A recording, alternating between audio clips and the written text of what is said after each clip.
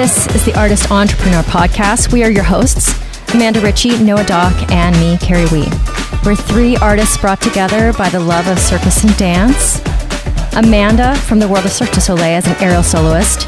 Noah, our academic, and me from the commercial dance world. This is one of the greatest jobs in the world, but it comes with uncertainty. Each episode contains insight on how to pursue art-based businesses. We'll have a variety of guests and have lively weekly Discord. Tune in every week to hear our perspectives on the minefield that is the artist's way of life.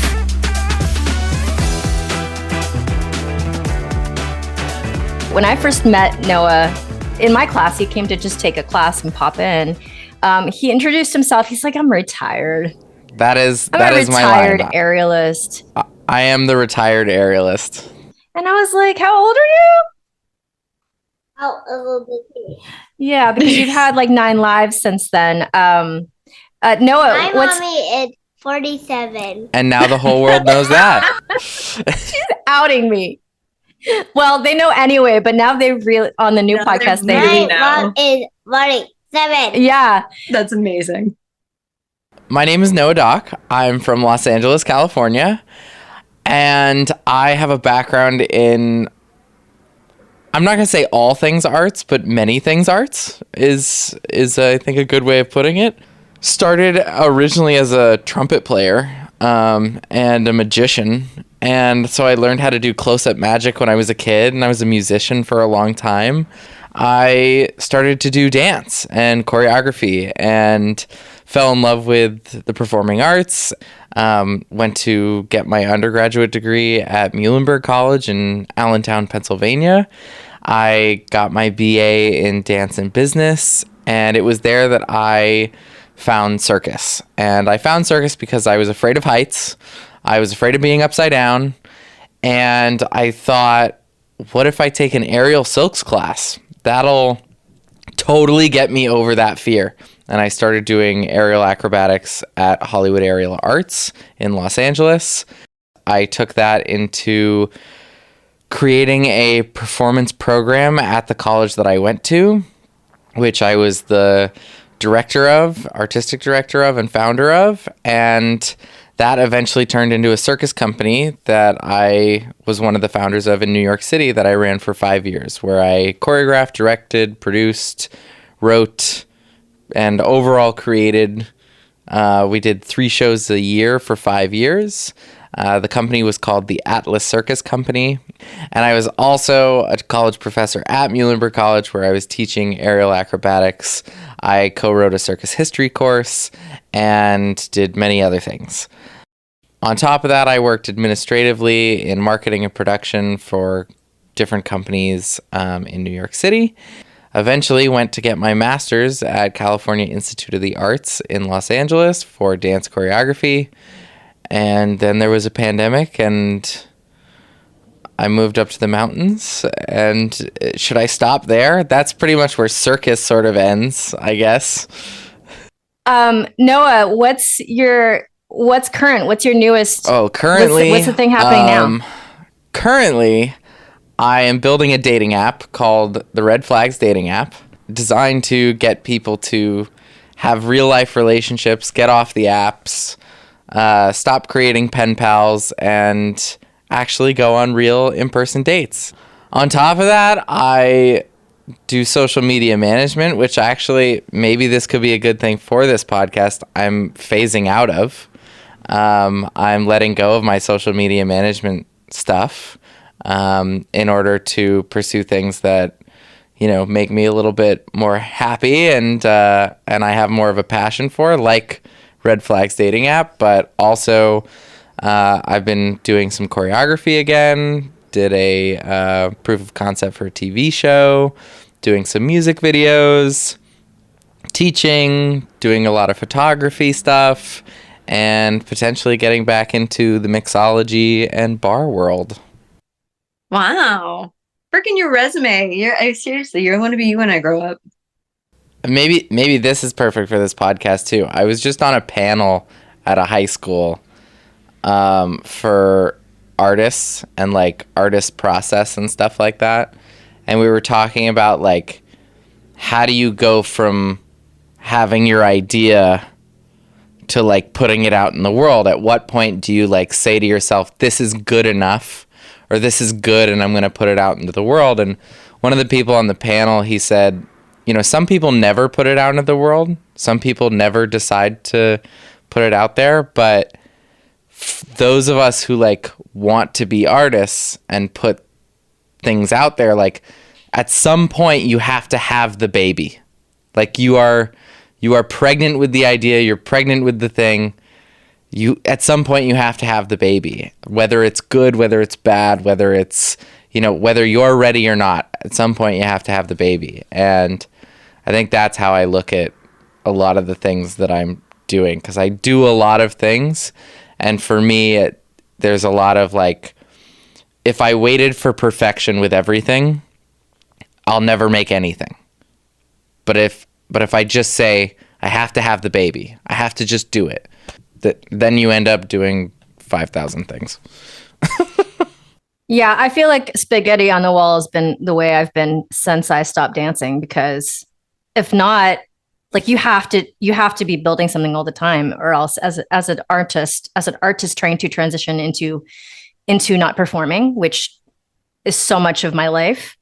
You just have to do it. Should I do me? Yeah, do it. Oh my God. So listeners, the person who came up with adding another podcast to my life was actually me. So I can't blame anybody.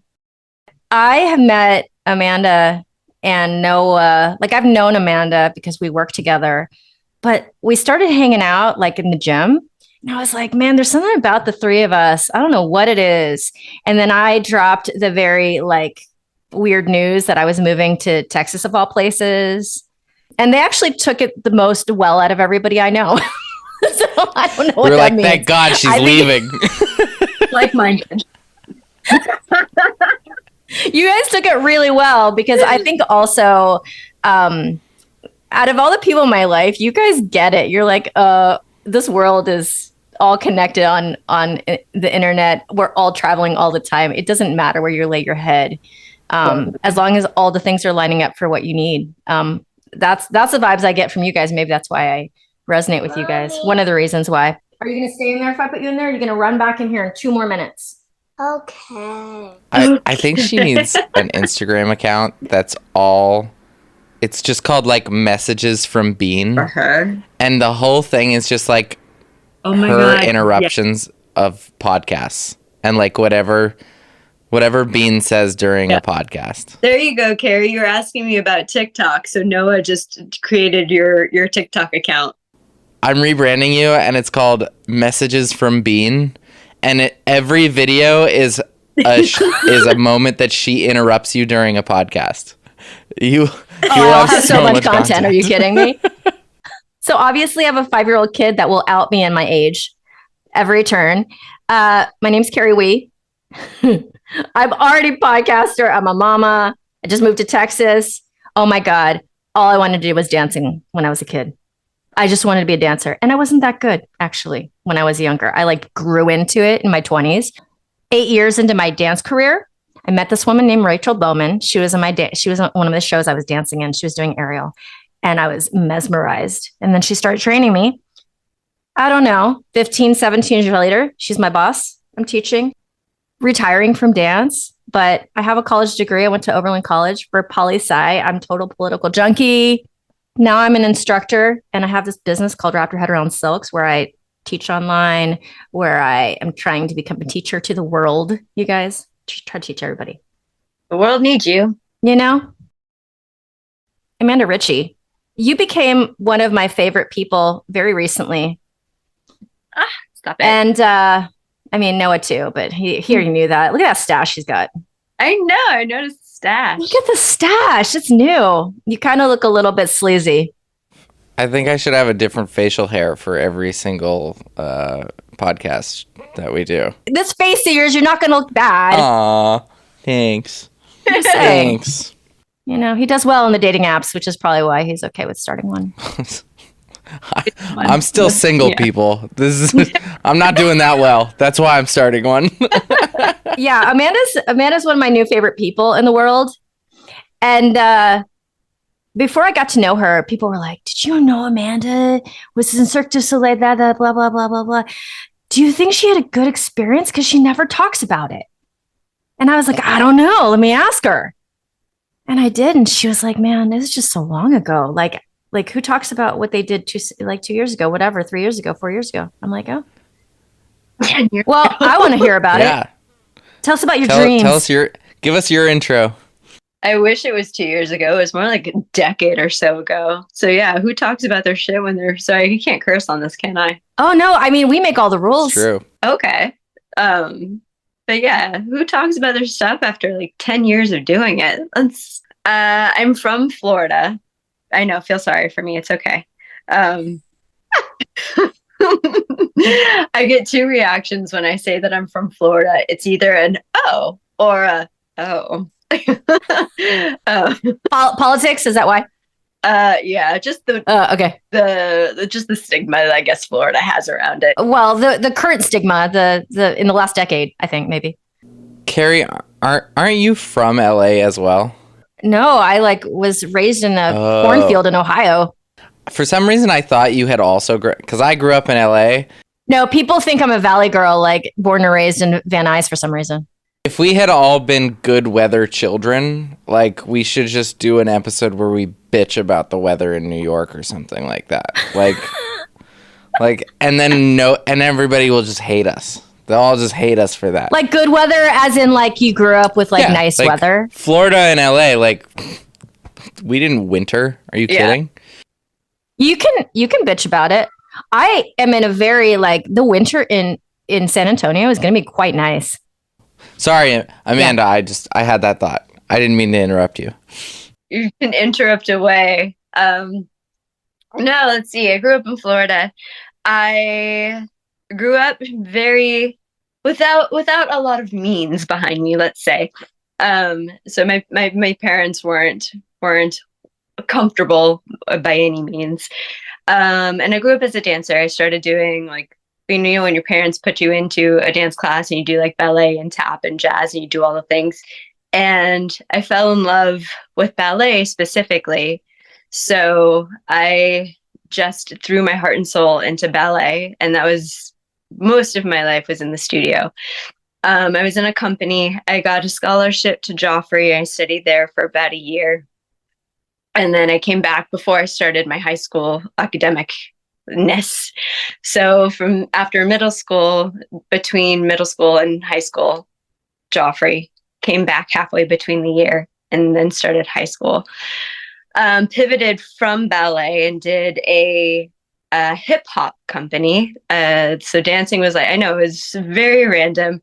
I was very, very much the outcast of that company in a great way. So long story short, after I graduated high school, I tried so hard to go to college. I tried, I think 5 times on 5 different colleges.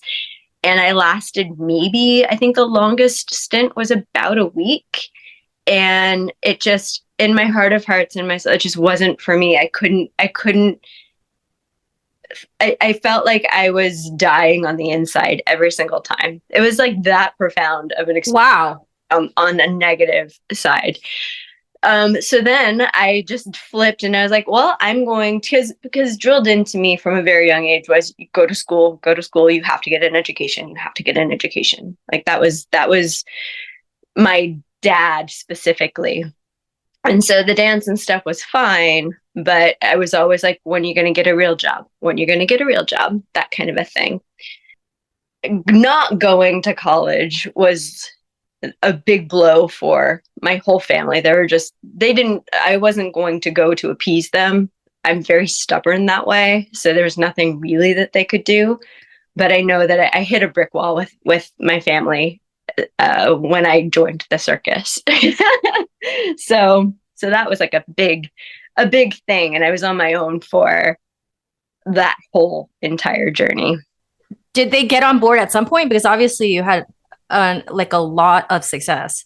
Not really. Not really. So until maybe a decade ago. So how I got into circus, I ended up because I didn't go to school, I had to work. So I ended up becoming a magician's assistant in South Beach.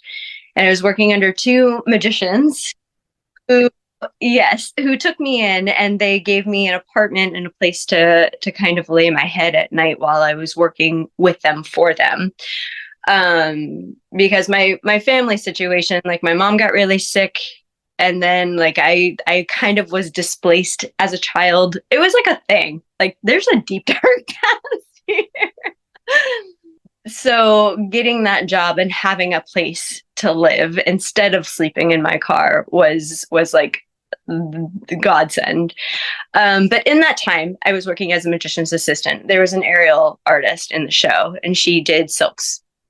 And I remember that was the first time I had ever seen any aerial circus-esque anything. And so I was just like amazed by her. I was like, I want to do what you're doing. Tell me how to do things. Like, show me, teach me, to help me. I want to do the thing. And so the same silk artist that was in the show, the magic show, she was also a silk artist in the family-run circus. It was called the Handcuffs Family Circus. And so she brought me to that circus as a guest dancer for a 2-week run for their Christmas show. And then they taught me how to climb Spanish web, and they taught me how to spin a little bit on Spanish web. And then that was it. And then my 2 weeks was over, and then it was just like back to the magic show. And then that same artist, she was contracted with a different company to go to Europe to headline a show for a year. She ended up getting pregnant. And so he recommended me to audition for them. And I did. And then they took me in. That was like my first serious, like ever touching a hoop or any apparatus that wasn't like a Spanish web. And then they trained me in 2 months. They trained me on hoop, on lyra. I built an act in 2 months, and then they shipped me off to Portugal for a year. And I did my first headlining contract in Portugal. But I still got not the backlash, but I still had my parents were, when are you going to get a real job? Because anytime I'd be like, oh my God, I'm traveling the world. That's great. When are you going to get a real job? When are you going to get a real job? So long story short, I stayed with that company for, I want to say maybe 4 years. And I did 2 years in Portugal. I did almost a year and a half in Japan touring with them. And then I toured the States with them doing several different like acts. Lyra was my main. I did a duo trapeze act with them. I did a Spanish web act with them. And then I decided that Cirque was like my goal. That was my big dream. That was what I needed to do. I wanted to do. I was going to try to do everything in my power to get there. So I booked a one-way ticket to Vegas. I didn't have a place to stay. I didn't know anybody. I didn't have any of that. So I stayed in a Motel 6 until I found a job at the Paris Hotel. It was my first topless show. I wasn't doing aerial, but it paid the bills. And then I found a place. So I was doing the topless show in Paris. And at night after, I would go dance at Studio 54. And this is a long story. It's a good story. It's a really good story. I'm like, Noah and Amanda, how common is this? Like that you just get a gig like that and then I don't know, guys, is it? I don't know. So I feel like my whole career was kind of like that. So when I got into the topless show, it was a really small cast. It was like a 6-person cast. And it was at, like I said, the Paris Hotel. He was a hypnotist, and there was a little bit of magic. So I kind of checked the boxes of being a dancer. I knew about magic in terms of assisting. And I knew aerial, but I wasn't contracted in that show to be an aerialist. I happenstance, I was married at the time. And so my husband at that time connected with a dance partner that he had like 10 years ago from Italy. They're both Italian. They're both from Italy. And they had reconnected, and that friend happened to be the casting director for Cirque, for the dancers. And so he came to see my show at the Paris Hotel.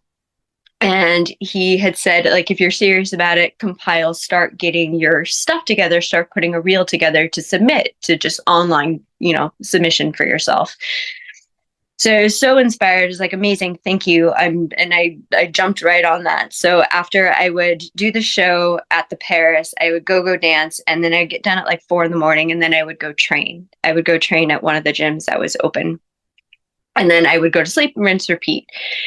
And in the process of me doing that, the casting director called me, or he called my then husband, and he said that, hey, there's an immediate opening for Zoomanity. Would you be interested in submitting and applying? And I was like, yes, absolutely, yes. So I got my reel done. I sent it in. And I guess I was one of 6 videos that got sent to headquarters in Montreal. And then of the 6, they chose 3 to audition in person. And so I was one of the 3 to audition in person. And so I go to the Zoomanity box office, and they bring me in, and my first audition for Zoomanity was on Zoomanity stage. And so that process, I had to give an interview like how I'm doing now, which I am so not comfortable with. They asked me to freestyle dance topless because it was a topless show.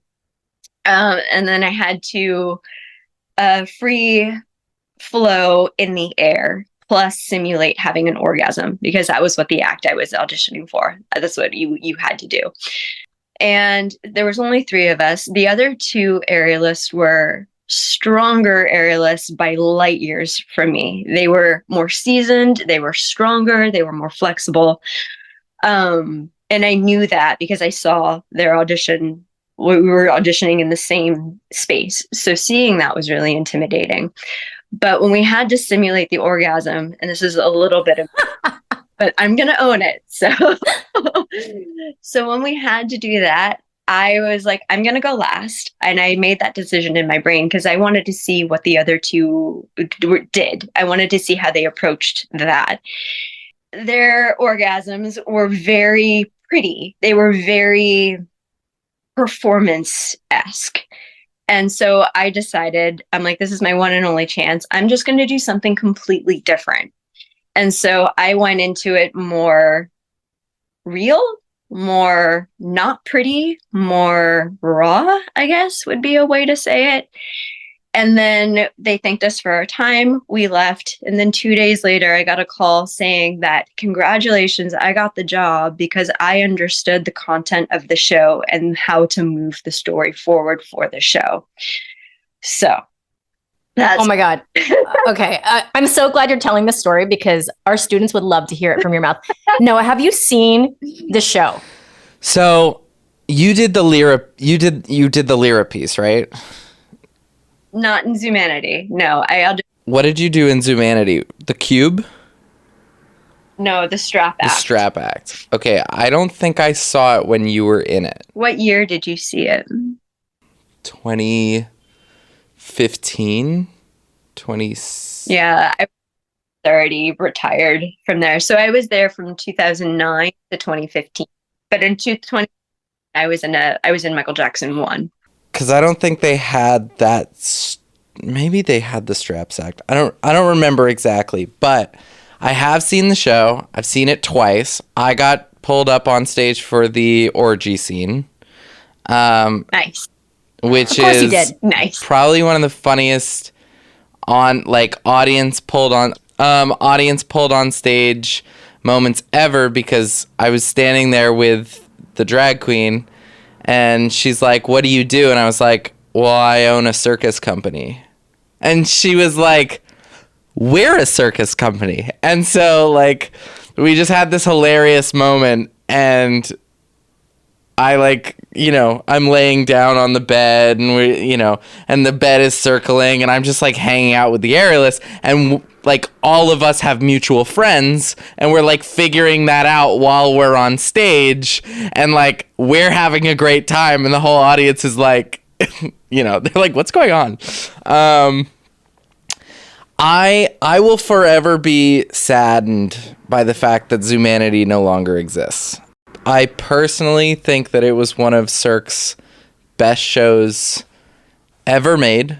I wrote so many fucking papers and like pieces about Zumanity in relation to circus history, in relation to circus bodies, in relation to social norms, in relation to performance and bodies and things like I could talk about Zumanity for probably far too long. My mentor, who is the director of dance at Muhlenberg College, she teaches dance history, and we wrote that circus history course together. And so a lot of our research that she did and that we did together was all about circus bodies and sexuality and gender and movement on stage versus, all of those things that Zumanity does in a really amazing way. And I never got to take her to the show. It closed before I got to take her to it. But it is, in my opinion, Zumanity was one of the best. And not for the fact that, like, it was a sexy Vegas show. Yeah.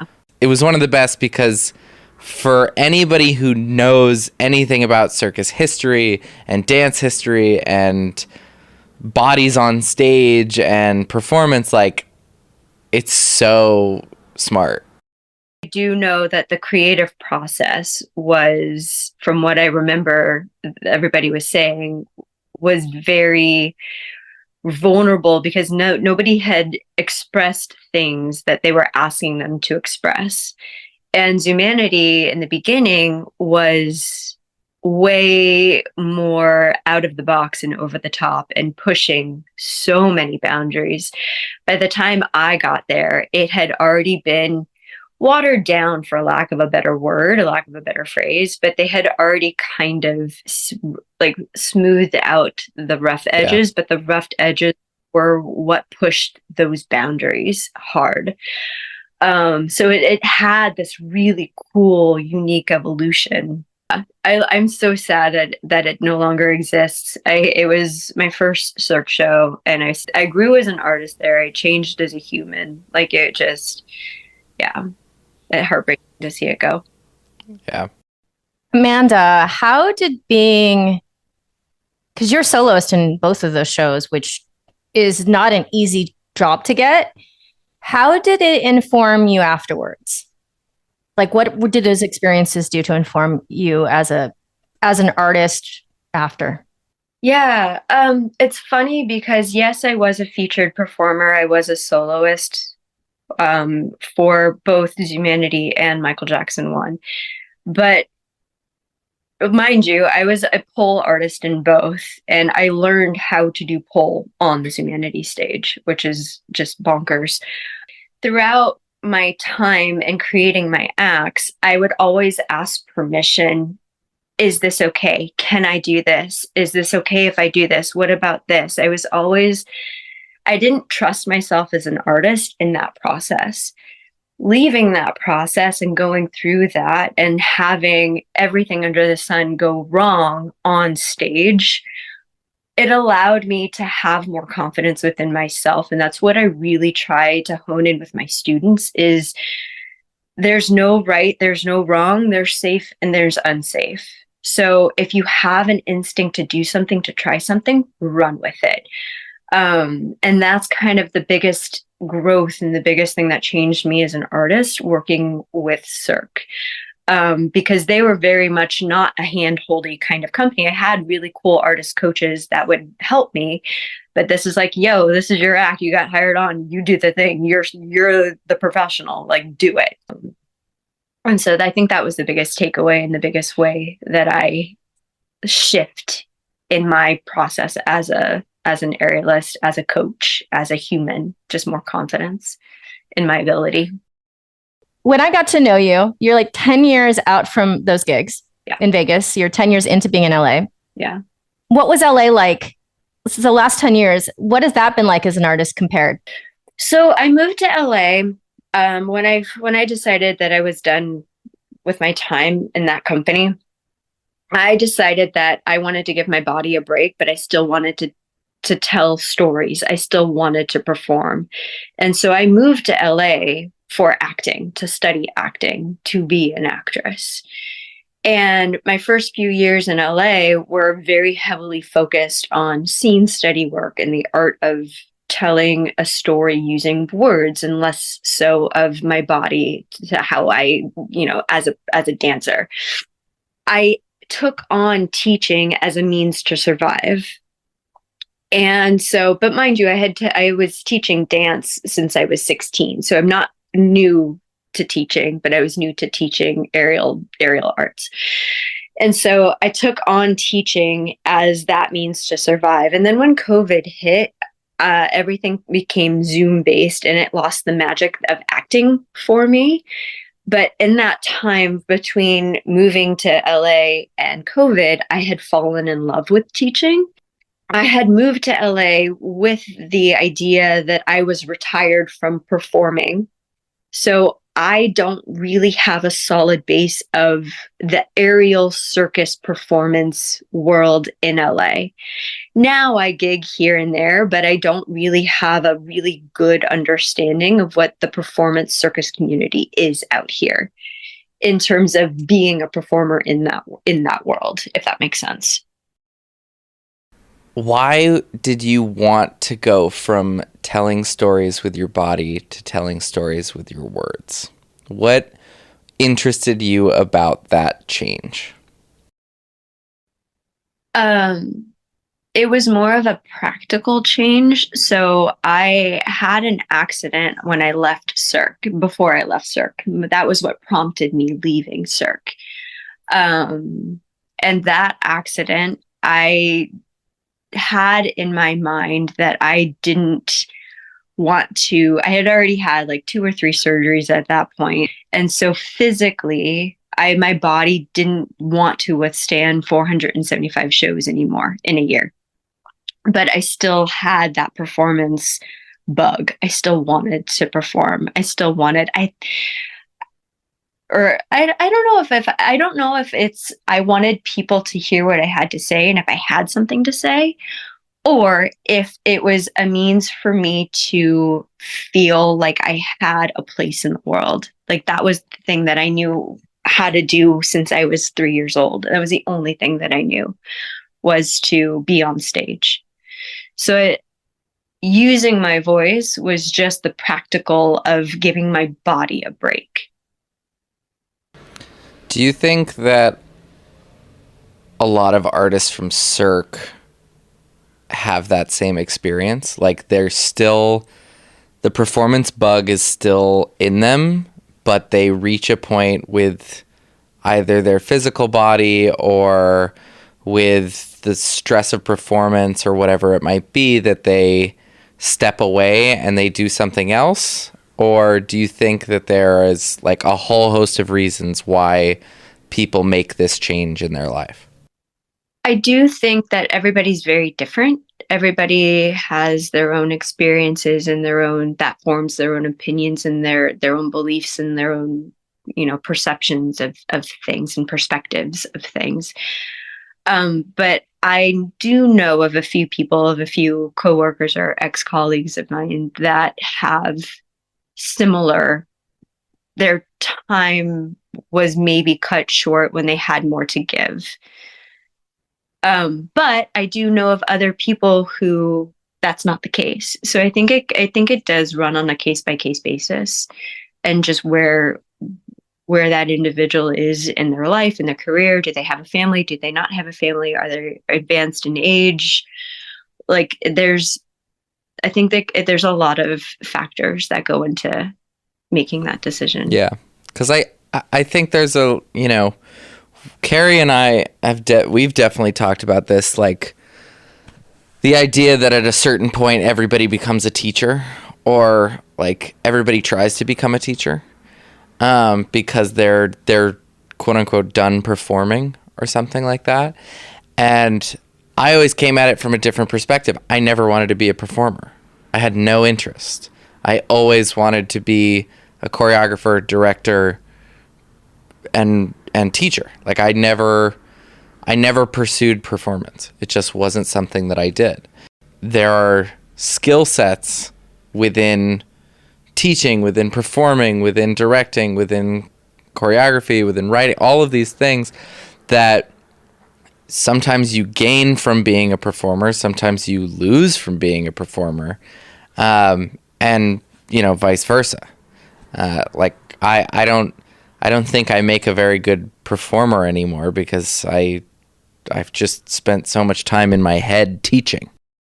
I think it's interesting how people end up where they've gone, and yeah, it's cool. You have a great story. No, I think that's kind of rare. I think it's kind of rare, Noah. Which part? To not want to perform if you're in it. I do know. Do you know a lot of people besides yourself? No, I don't. Yeah, it's uncommon. Amanda, what I was going to say to kind of piggyback on what you're talking about, LA is a tough town, actually. Yeah. It's a tough town. Like after being in a contract in Vegas, I mean, a contract is so different of a life. Like, yes, you have to get through however many shows a week, 8 to 12 or whatever, but you've got a job.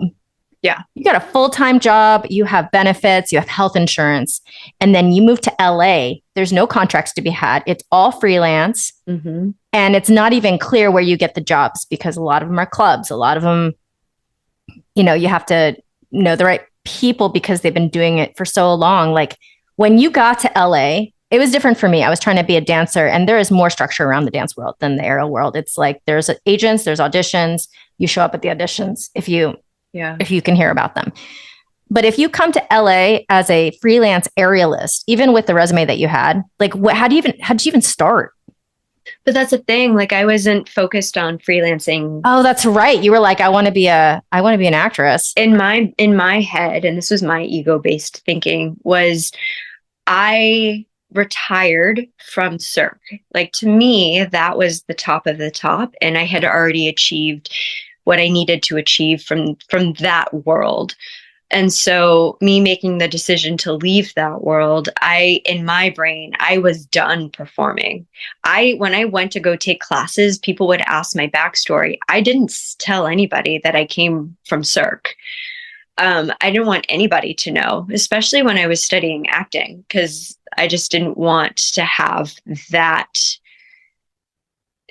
I didn't want to be judged good or bad for where I came from. You know what I mean? My focus wasn't on the freelance, but I will say that being a freelance, even a teacher, because teaching at one specific studio doesn't pay your bills, and I don't do anything else. I am solely an aerial instructor. I don't have a side hustle. I don't have a day job. I don't moonlight as anything. Like this is my sole way of making money. Having to hustle in that way was still not having the cushiony contract underneath me. Like everything's all on me. If I sink or swim, that's on me. If I work and make money, that's on me. How much money I make and how much I hustle, that's on me. So that was a very different way of, it kind of brought me back to my before Cirque days in an interesting way, just on a teaching level instead of performance level. But I can't imagine being a freelance aerialist in LA now, Do you prefer having, I'm going to say, the cushy contract, or do you prefer having the control over what you're doing, when you're doing it, how you're doing it? Yeah. So Cirque was my dream job.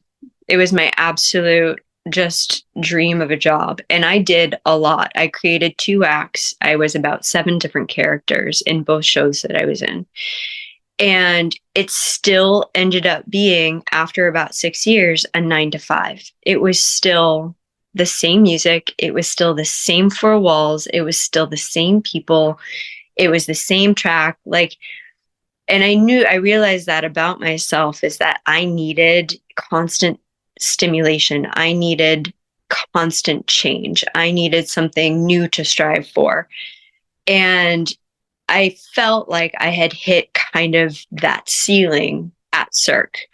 Not to say that I was the best of the best in the company. That's not what I mean at all. I just realized that my time, like no matter where I pivoted within the company, it was always going to feel like a 9 to 5. Knowing that, it's harder on this side of the fence. I do miss performing a lot. I would choose this every single time over having the cushy contract again. I'm a masochist that way. But trust me, I get it. Yeah. I love the freedom and the independence for sure.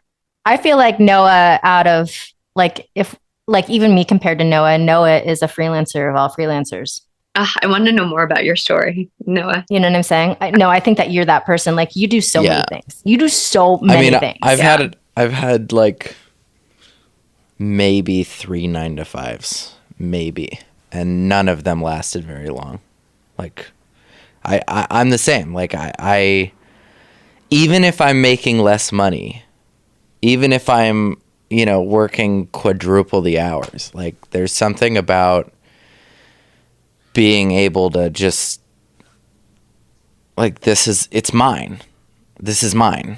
There's I don't have a contract with anybody. It's not that like nobody has control over what I'm doing. Like this is mine. I'm in complete control. And the only like in between space I can give to add to my ridiculous amount of things that I do is when I was ski patrol up in Mammoth Mountain. Like that's the only one I can think of that was like technically a 9 to 5. Like I worked for a big corporation. I showed up at this time. I left at this time. But like none of it felt like work, and I felt like I was in complete control over it because we just had an immense amount of freedom to do the job, which was so many different jobs. My friend recently, she said to me, she's like, Noah, you're the least committal person I know. Because like she's like, well, could you be here every week for the next, 12 weeks? And I'm like, maybe. It's possible. I don't have that experience with you. You're so responsive. Like you're not the friend that I'm worried about bailing on that appointment. I'm good. But like, if you say to me like, long term, can you be at this location for this many hours every single week or every day for the next 2 years? I'm gonna be like, I don't know, maybe. Like it's possible. At least like we're doing a podcast over Zoom. Like I could be in Shanghai tomorrow and I could be in... Yeah, like it doesn't make it feel like a commitment because you could do it from anywhere. I can do this from anywhere. Right? Yeah. It's a commitment in the thing, but the thing is part of my world that I feel like I have control over, as opposed to like, oh, well, you have to physically be in... The thing that I really like that what you said, Amanda, was the same 4 walls. I think that phrase is not something that people associate with Cirque du Soleil or with theater or with acting for that matter. Like they look at people who are doing those kind of performances and doing that kind of work as like, oh, you're a free artist. You are free, you are performing, like that's what you're doing. And the idea of the 4 walls, like being your cubicle or your office or whatever, like if you don't actually have those 4 walls, we don't associate that you have the mentality of it. And I like that you use that comparison as like the stage, as Cirque du Soleil, like you still had those 4 walls. I think that's a really interesting perspective that I don't think a lot of people will understand or have understood or ever thought about. They say Cirque has the golden handcuffs. That's a phrase that's used quite a lot. Wow. I associate it with the cubicle. Anything. It didn't like not just because it's like the Cirque stage, but if anything is making me feel like a rat in the race day in, day out, that's that cubicle for me. Okay, let me place it devil's advocate with you. There are plenty of corporations where it might be handcuffs as well. Like, pick a job, right? Mhm. That's a regular job.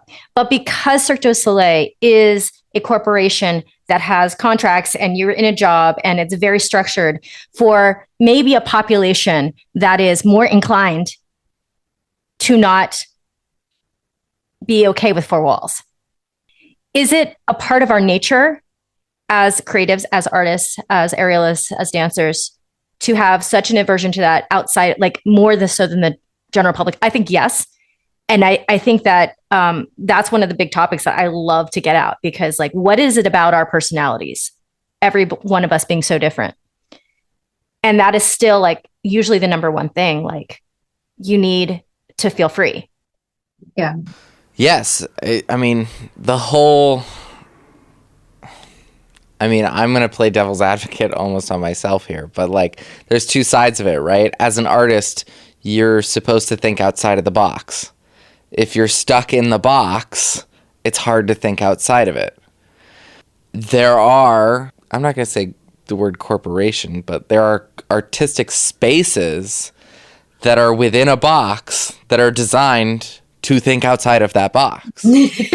Yeah. There's a level, there's a certain amount of give and take. I'm going to relate this to what I'm doing with Red Flags dating app, which is that there are huge companies out there, and I've had this conversation with a lot of people in the tech world, which is that there are huge companies out there and they like can't innovate anymore. Like, it's really hard for Apple and Match.com and, Microsoft. It's really hard for them to innovate.